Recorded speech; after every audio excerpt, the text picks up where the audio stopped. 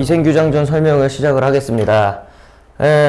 이거 지금 세 번째 녹화예요. 첫 번째는 찍었는데 음성이 날아갔고, 두 번째는 찍다가 과열돼서 파일이 날아갔어요. 인생 힘듭니다. 자, 어쨌든 간에 이생규장전 뭐냐면 이제 이생이 뭐 담 넘어서 엿본 이야기라는 뜻인데요. 보시면은 전기소설, 한문소설 뭐 이렇게 써 있습니다. 이제 여기서 우리가 중요하게 작용하는 거 이 전기소설이라는 소리입니다. 전기가 무슨 뜻이냐? 여기서는 뭐 그 전기가 아니라 전에 없던 기이한 일이라는 소리예요. 전에 없던 기이한 일. 전에 없던 기이한 일 해가지고 이거 뭐 완전히 그냥 새로운 내용이란다. 비현실적이라는 소리입니다. 딱 얘기해서 비현실적이다라는 소리고요. 한문으로 써 있었으니까 한문소설이고, 역시나 전기적 똑같은 말이에요. 낭만적. 왜냐면은 이제 둘의 로맨틱한 사랑 이야기를 얘기하고 있으니까. 그 다음에 비극적입니다. 왜냐? 뒤져요. 죽고 시작합니다. 문제는 죽어서도 또 만나요. 그래서 죽음을 초월한 남녀 간의 애절한 사랑인데, 문제는 이제 그 사랑이 만남과 이별이 있을 거 아니에요? 그걸 3번이나 반복을 세립니다. 그래서 여기 보시면 만남과 이별을 반복한다. 근데 총 몇 번 한다? 3번 한다. 그 다음에 현실의 제도, 전쟁, 운명과 대결하려는 인간의 의지. 그러니까 현실의 제도는 이제 뭐냐면은, 이거 같은 경우는 이제 결혼할 때 예에 있죠. 그러니까 너가 결혼을 하고 싶어, 어떤 여자랑. 뭐 그래서 뭐 너네는 연애를 통해서 하겠죠? 하지만 이때는 무조건 부모님이 지정해준 여자와 혹은 남자와만 결혼을 할 수가 있었어요. 그래서 그런 결혼제도 같은 거. 그 다음에 전쟁은 뭐 답도 없죠? 그 다음에 운명은 뭐냐면 이제 얘가 이제 인간 세상에서는 살 수 없는 몸이에요. 왜? 귀신이니까. 내가 아까 그랬지. 죽어서도 만난다고. 그래서 그런 것들도 이제 뭐 어떻게 자신의 운명이라고 봐야죠, 뭐. 그런 거와 이제 맞짱 뜨려는 인간의 의지가 드러난다. 나 왜 손톱 깨졌니, 근데. 환장하겠네, 진짜. 어쨌든 간에. 삽입시를 활용하여 등장인물의 심리를 전달했다고 합니다. 삽입시를 이용을 하면은 뭐야? 심리 전달 아니면은 뭐 지금 등장인물이 처한 상황 같은 거, 그런 것들을 다 이제 얘기를 해주겠죠. 네, 만남 이별을 반복하는 구조로 사건 이 전개입니다. 이거 오타예요. 사건 이 전개고요. 유불선, 그러니까 이제 유교, 불교, 뭐 도교 사상이 싸그리 다 짬뽕이 되었다라는 소리예요. 그래서 이제 뭐 종교적 평등을 나타냈다라고 하는 거는 구랍니다. 그냥 유교, 불교, 도교 사상이 다 드러났다라는 거예요. 뭐 종교는 뭐 그때 당시 뭐 그냥 뭐 자유고 나발이고 그게 효과로 나올 수가 없죠. 그냥 저런 거 다 나왔다라고만 알고 있으면 됩니다. 그래서 직접적으로 한번 읽어보겠습니다. 자, 이생 규정정입니다. 이생이 담 안을 엿본 이야기라는 뜻이에요. 자, 앞부분 줄거리부터 읽겠습니다. 자, 개성에 사는, 개성이라고 하는 거 보니까 우리는 지금 고려 배경인 걸 알겠죠? 개성.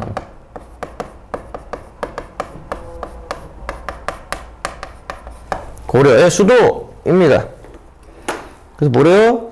그 개성에 사는 이생은 어느 봄날 우연히 담 너머로 아름다운 여인을 보게 됐어요. 그게 바로 누구야? 최랑입니다. 여기서 첫 번째 만남이요. 이것이 바로 첫 띄고 번째입니다. 첫 번째 만남.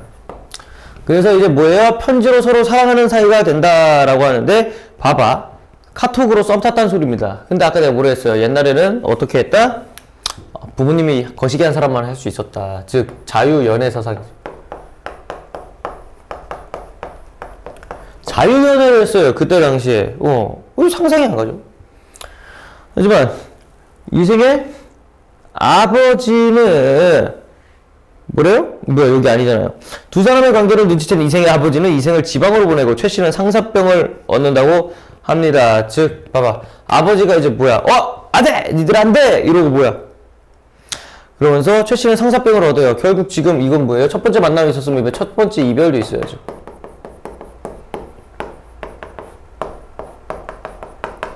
첫 번째 이별을 합니다. 즉 이거에 대한 원인은 뭐예요? 사회 봉건적 제도죠. 원인은 봉건적 사회제도. 어디까지 나오니? 쭉 써도 되겠다.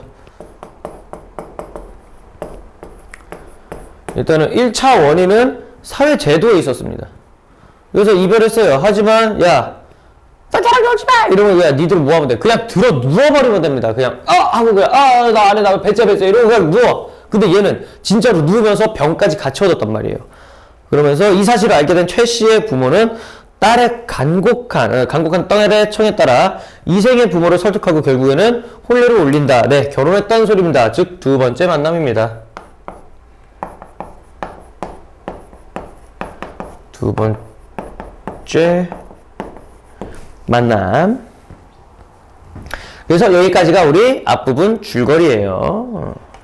이거 이제 뭐 할 차례입니까? 만났으니까 두 번째 이별할 차례입니다.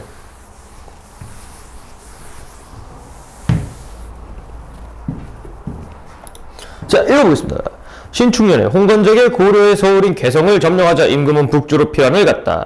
홍건적은 집을 불태우고 사람을 죽이고 가축을 잡아먹었다. 자, 이 부분 가로치시고요. 실제 역사적 배경을 소재로 했죠. 1361년 홍건적의 난을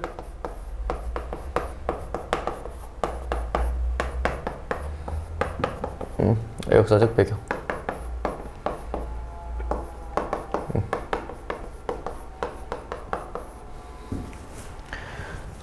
자,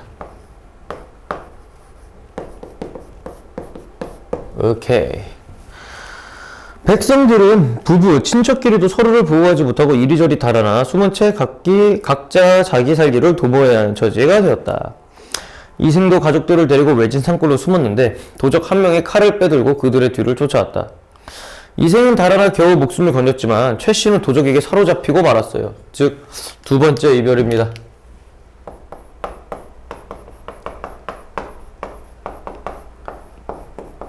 두 번째 이별은 뭐예요? 두 번째 이별의 원인은 전쟁이죠. 답도 없죠? 도적이 자신을 겁탈하자 최 씨는 크게 꾸짖으며 말하였다. 호기야 하면서, 호기는 뭐냐면은 이제 그 호랑이에 물려 죽은 귀신이라는 뜻이래요. 예. 차라리 호랑이한테 물려 죽은 귀신아, 나를 차라리 죽여라. 차라리 죽여 승냥이와 이리 뱃속에 들어갈지언정 어찌 개돼지 같은 놈의 짝이 되겠느냐. 즉 귀신한테 부탁하는 거예요. 그냥 나를 빨리 죽여달라. 왜? 눈앞에 있는 개돼지한테 내 몸을 못 준다라는 소리죠. 결국 그러면 그 눈앞에 있던 그 개돼지는 어때요? 개돼지가 되었죠. 그래서 빨기 쳐서 죽여요. 끝이에요. 도적은 노아의 최 씨 죽였다. 이게 최 씨의 최후입니다. 허무하게 죽지 않습니까? 이생은 거친 들판에 숨어서 겨우 목숨을 보존하다가 얼마 후 도적이 물러갔다는 소식을 듣고 부모님이 사시던 옛집을 찾아갔다. 그러나 집은 이미 전쟁통에 불타버린 후였다. 그래서 이번에는 최 씨의 집으로 가보았더니 행랑침한 덩그러미 남아 황량한 가운데 쥐들이 짹짹대고 새들이 지저귀고 있었다. 아무도 없다는 소리예요. 개판됐다는 소리죠. 이생은 슬픈 마음을 억누를 길이 없어 작은 누각에 올라가서 눈물을 훔치며 길게 탄식할 뿐이었다. 어느새 날이 저물었다. 그는 우두커니 홀로 앉아 지난 날을 가만히 떠올려 보았지만 모든 게 한바탕 꿈 같았다. 이경 한 새벽 9시에서 한 새벽 전? 9시에서 11시래요? 쯤 돼요. 달빛이 희미한 빛을 토하며 들보를 비추었다. 그러니까 집을 갑자기 달빛이 쫙 비췄대. 뭔가 조금 새로운 일이 벌어질 것만 같죠? 씁시다.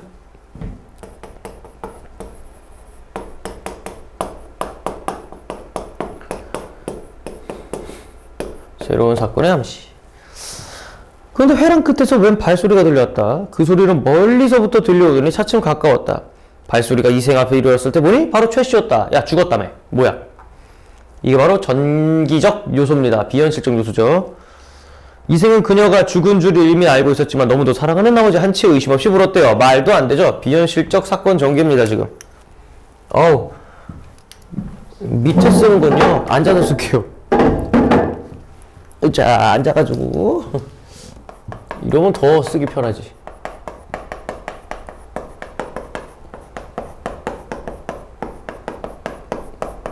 비현실적 사건 전개, 즉 이게 바로 무슨 요소? 전기적 요소입니다. 오케이. 의자. 선생님 보이죠? 당신은 어디로 피라노에 목숨을 부자였어? 이미 죽은 줄 알아요. 근데 최 씨는 이생의 손을 잡고 한바탕 통곡하거든이 그간의 사정 이야기하며 시작했다. 저는 본 뒤 양가의 딸로서 어려서부터 어버이의 가르침을 받들어 순옥희와 바느질에 힘쓰고 시서와 의인의 방도를 배울 뿐이었습니다. 오로지 규문의 법도만 알았을 뿐 교문의 법도는 이제 뭐 그냥 당시에 이제 여자들한테 요구되었던 그 뭐 그런 예의 범절 같은 거예요. 유교 사상이죠. 그래서 그딴 것만 알았을 뿐 어찌 집 밖의 일을 헤아릴 수 있었겠습니까? 그런 게 당신께서 붉은 살구 꽃이 핀 담장을 한번 엿보신 후 제가 스스로 푸른 바다에 구슬을 바쳤지요. 내가 스스로 푸른 바다에 구슬을 바쳤다? 선톡했다. 선톡했다는 소리입니다. 그만큼 내가 적극적이었다라는 소리죠. 씁시다. 그래서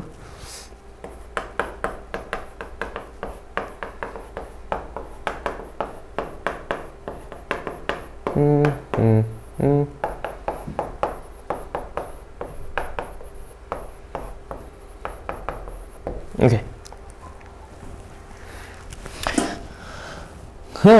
어디 갔냐? 그래서 꽃 앞에서 한 번 웃고는 평생의 인해를 맺었고, 자, 이 부분은 첫 번째 만남입니다. 이생과의 첫 번째 만남.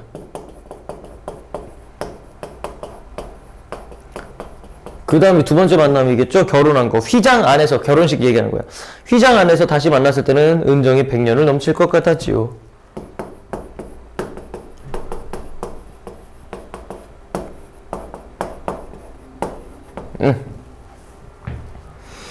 말이 여기에 이르고 보니 슬프고 부끄러워 견딜 수가 없군요.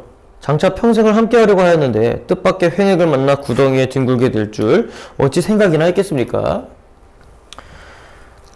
그러나 저는 끝까지 짐승 같은 놈에게 몸을 내맡기지 않고 스스로 진흙탕에 육신이 찢기는 길을 택하였지요. 즉 절개를 지키기 위해 목숨을 바쳤다라는 겁니다.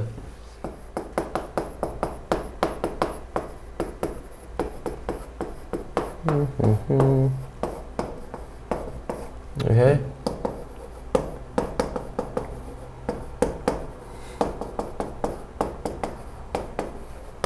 절개지키기에 목숨을 바쳤다. 읽어볼게요. 그간 천성이 저절로 그렇게 한 것이지 인정으로야 차마 견딜 수 있는 일이 아니었답니다.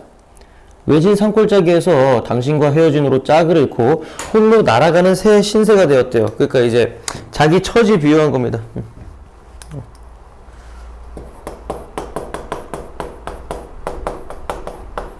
자신의 처지를 비유했습니다. 그 다음에 어디 갔니? 너무 안쓰럽습니다. 집도 없어지고 부모님도 돌아가셨으니 고단한 혼백조차 의지할 곳이 없었지만 저리는 귀중하고 목숨은 가벼우니 이 부분 잘 알고 있어요.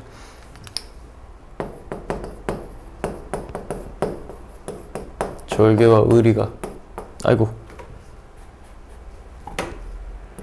의리가 목숨보다 중요.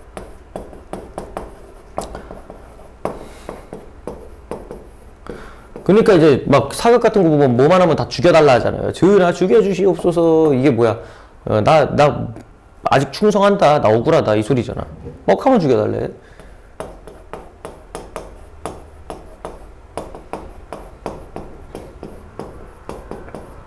유기적 세계관이에요. 그 다음에 그건 천성이 저절로 그렇게 한 것이지 인정으로야 차마 견딜 수 있는 일이 아니었답니다. 외진 산골짜기 이런 지행장 했잖아. 무슨 가벼우니 세장한 몸뚱이를 망정 치욕을 면한 것만으로도 다행이라 생각했지요.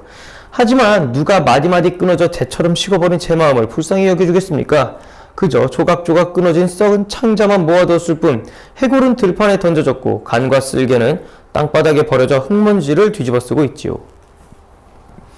가만히 지난날의 즐거움을 헤아려 보기도 하지만 오늘의 근심과 원한만이 마음에 가득 차버렸습니다. 아이고. 이제 추연이 피리를 불어 적막한 골짜기에 폼바람을 일으켰으니 저도 천녀의 혼이 이승으로 돌아왔듯이 이곳으로 돌아오렵니다.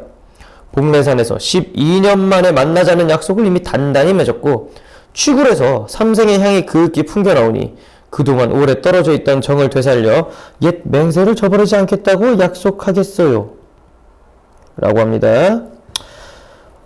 만약 당신이 아직도 옛 맹세를 잊지 않으셨다면 저는 끝까지 잘해보고 싶어요. 당신도 허락하시는 거지요? 라고 얘기를 합니다. 일단은 삼생은요, 삼생은 이제 전생, 현생, 그러니까 과거, 현재, 미래 얘기하는 거거든요.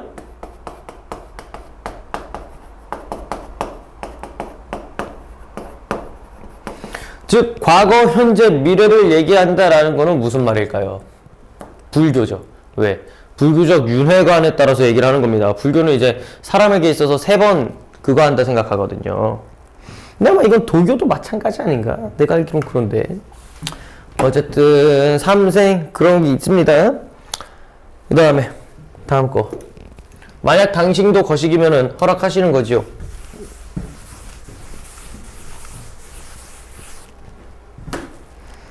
그래서 이 부분도 쓰세요. 최 씨가 이생에게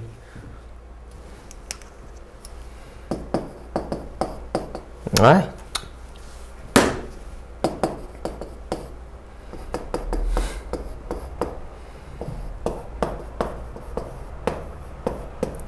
최 씨가 이생에게 궁극적으로 말하고자 하는데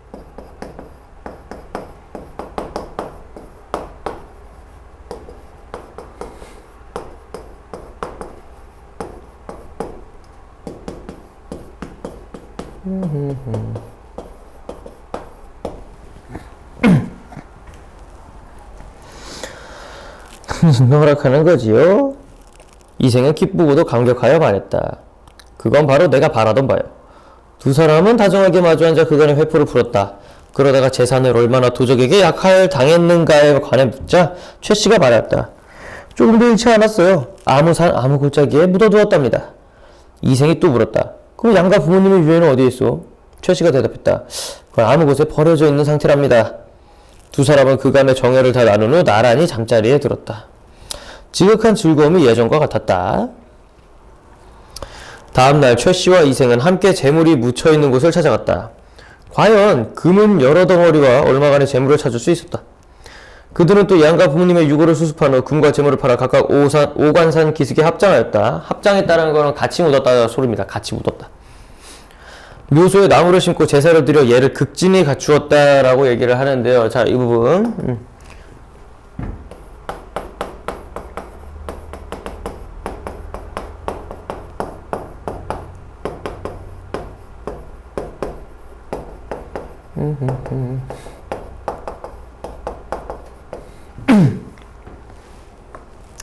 효를 실천했습니다.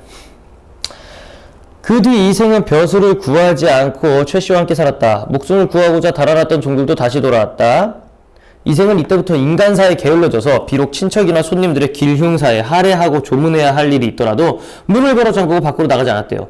왜냐면은 지금 최랑이랑 다시 만났으니까 너무 즐거운 나머지 최랑이랑만 지냈다라는 소리입니다. 최랑이랑만 뭐 같이 뭐 계속 뭐 둘이 집콕해서 놀았나봐요. 그는 항상 최 씨와 더불어 시를 주고받으면서 금실 좋게 행복한 시간을 보냈다. 그렇게 몇 년이 흘러갔다. 어느 날 최 씨가 이생에게 말했다. 3번이나 좋은 시절을 만났지만 이라고 했어요. 그러니까 3번의 만남을 얘기하는 거겠죠. 3번이나 좋은 시절은 3번의 만남을 얘기하는 거예요.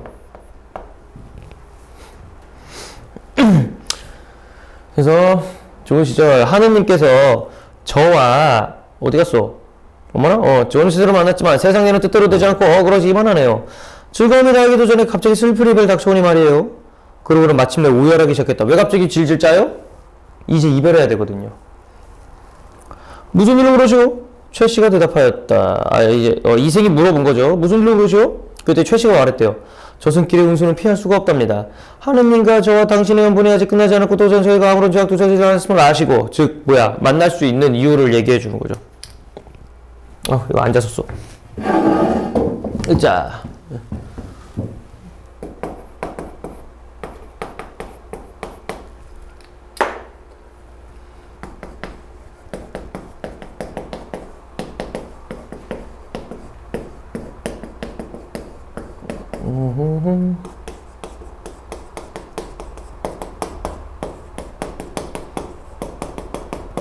있었던 이유입니다. 이런 이유예요. 안 보이니? 됐지? 네. 즉 이거는요 사건의 필연성을 부여한다고 보시면 됩니다. 필연성 그러니까 이렇게 될 수밖에 없는 이유를 얘기해 준 거예요. 너무 개소리 같아도 안 되니까 우연성의 반대가 필연성이에요. 그러니까 너무 우연에 의지하는 게 아니라 이제 이래 해서 이렇게 됐다라는 걸 어느 정도는 소설에 있어서 납득하게 해주는 거죠. 떡밥 회수라고 생각하시면 됩니다.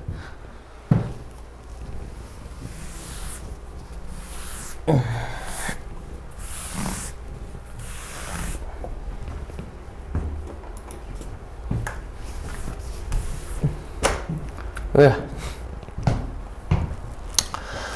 이 몸을 환생시켜 당신과 지내며 잠시 시름을 잊게 해주신 것이었어요. 그러나 인간 세상에 오래 머물면서 산 사람을 미혹시킬 수는 없답니다. 즉, 아이고 이거 또 못하네. 여기 인간이야. 즉 이게 뭐냐면요. 얘도 이승과 저승의 경계가 분명하다는 거죠.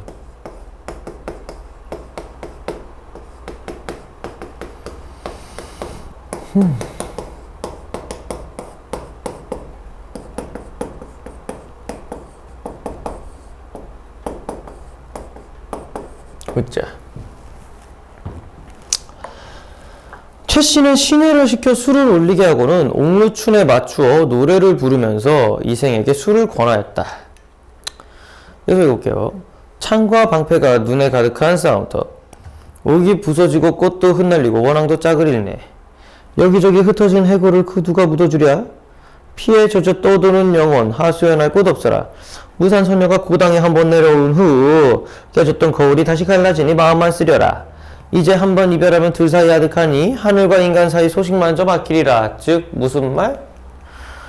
이제 최 씨의 이제 속마음을 얘기를 한 거죠. 창과 방패가 눈에 가득한 싸움터는 이제 뭐 홍건적 침입해서 전쟁 났다는 소리고, 옥이 부서지고 꽃도 흩날리고 원앙 짝을 잃다는 건 이별했다는 거. 최랑이랑 아까 이생이랑 이별한 거. 무산 손녀가 고당에 내려왔대요. 그거는 이제 자기 최 씨를 가르칠 거고, 깨졌던 거울은 최 씨와 이생이 이별한 걸 얘기할 겁니다. 어쨌든 이 삽입 씨의 역할이 있죠. 쓰고 갑시다. 4개 정도 있어요.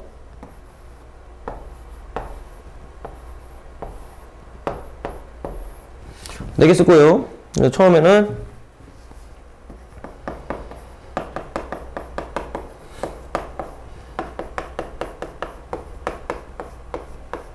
작품의 분위기 형성합니다. 네, 두 번째는 사건 전개. 사건 전개 방향. 그러니까 앞으로 어떻게 될 거다라는 거를 밑밥을 깔죠. 그 다음에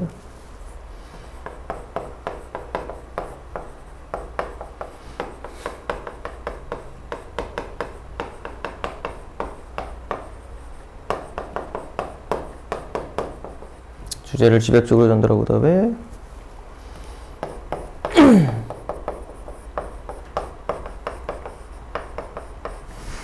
인물의 심리를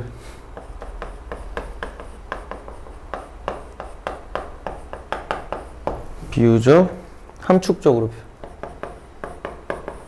이거 쓰세요.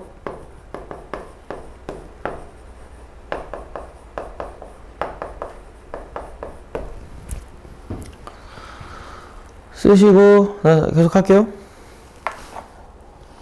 최 씨는 한마디씩 노래를 부를 때마다 눈물을 삼키느라 곡조를 제대로 이어가지 못하였다. 이생도 슬픔을 걷잡지 못하여 말하였다. 내 차라리 당신과 함께 저 세상으로 갈지언정 어찌 무료히 홀로 살아남을 수 있겠소? 지난번 난리를 겪은 후 친척과 종들이 뿔뿔이 흩어지고 돌아가신 부모님의 유해가 들판에 버려져 있을 때 당신이 아니었다면 누가 부모님을 묻어드릴 수 있었겠소? 옛 성인이 말씀하시기를 어버이 살아계실 때는 예로서 섬기고 돌아가신 후에는 예로서 장사를 지내야 한다 라고 했는데 당신의 천성이 효성스럽고 인정이 두텁기 때문에 이런 일을 다 처리할 수 있었던 것이요 라고 얘기를 하네요. 일단은 뭐야, 이거 어버이 살아계실 때는 거시기하고 뭐 해서 장사 지내야 했는데, 아까부터 효를 더럽게 중시하죠. 뭐 중요하긴 한 거죠.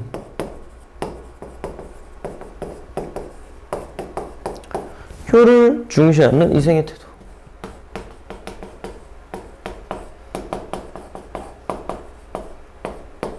쇽 해가지고 뭐다? 유교적 가치관.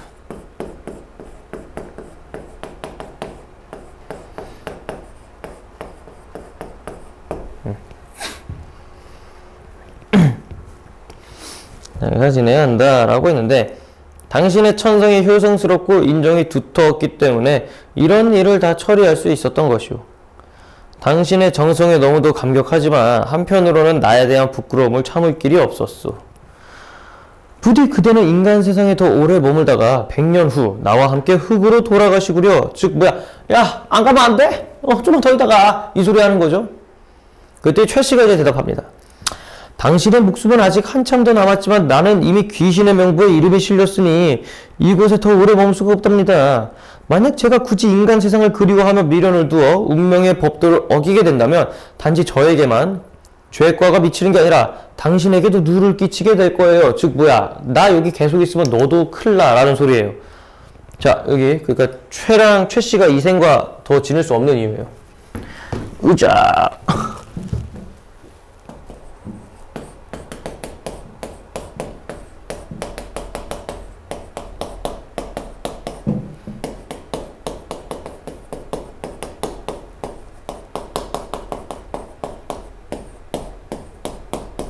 네.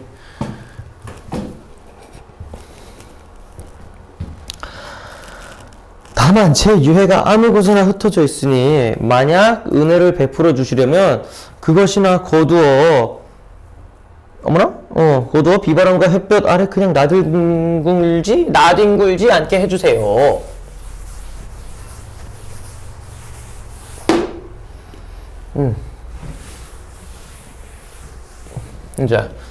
자, 이 부분이죠. 제 유해가 거시기에서 나뒹굴지 않게 해주세요. 말 더럽게 어렵네. 그래서 지금 잘못 썼어.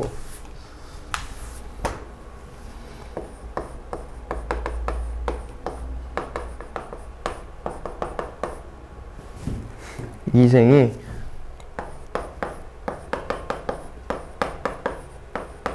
최 씨의 죽음을 받아들이자.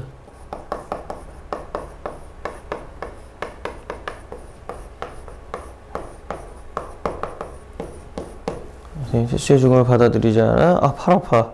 최 씨 수습이 아직 최 씨 시신이 아직 수습되지 않았습니다.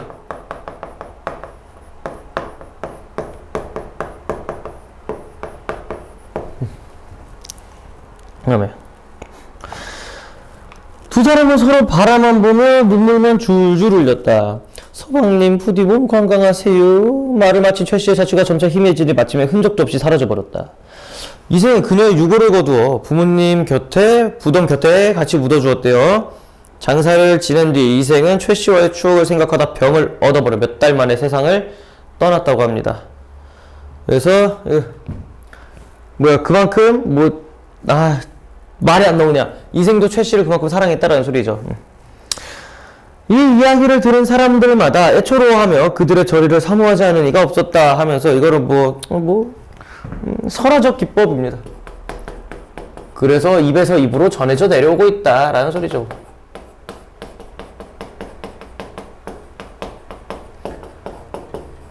마지막 부분은 이렇게 엔딩을 쳐버리네요.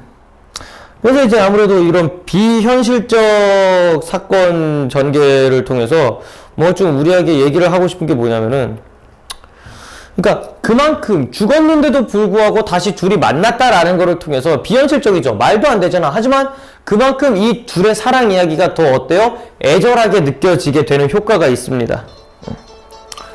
야, 문제 풀어보세요. 빠빠이.